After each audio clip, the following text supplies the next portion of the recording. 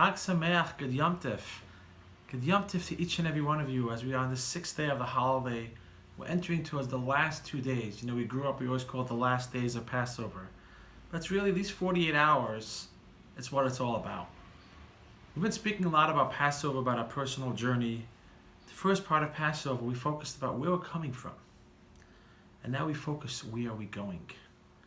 A few weeks ago, someone called me up and said, Rabbi, by any chance, do you have a place where I could dispose of, you bury in a respectful way, Judaic books? As in Jewish tradition, we don't throw out Judaic articles or books with God's name. I said, yeah, bring them over.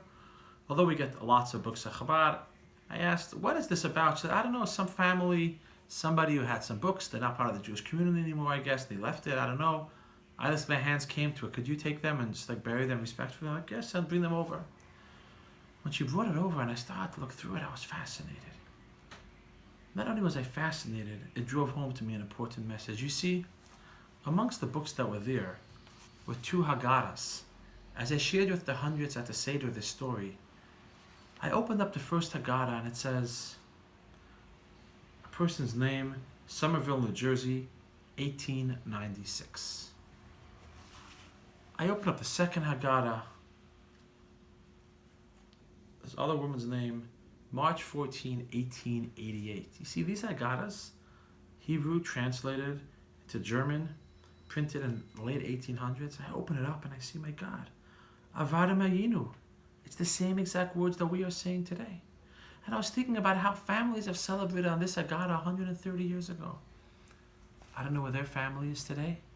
We're working on that, to find that out. But it made me think, if we're doing the same thing for 3,000 years, am I somebody that's going to continue that chain? Where does our words of our Haggadah go with? And I think that's what the last days of Passover is asking us.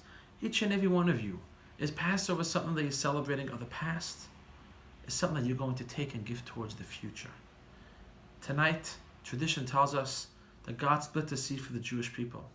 When he split the sea, it was a big deal because they didn't have to go through the sea. God took them through the sea to teach them perseverance, to teach them even when the seas are raging and it seems like there's no place to go.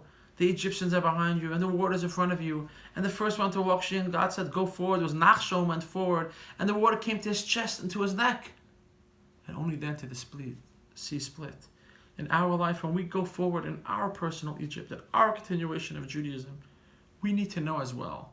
Sometimes there might be seas in front of us and people we don't like behind us. And we may think we want to throw up our hands. It's at that moment the sea will split. So tonight, don't just count down for Passover to be over.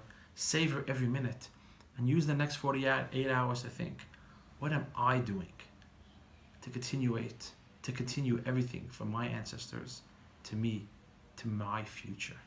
So I shouldn't just be a Haggadah in a box. I should be a Haggadah that I could pass to all those around me. With that, I wish you a happy 7th day of Passover, happy 8th day of Passover, and Shabbat Shalom.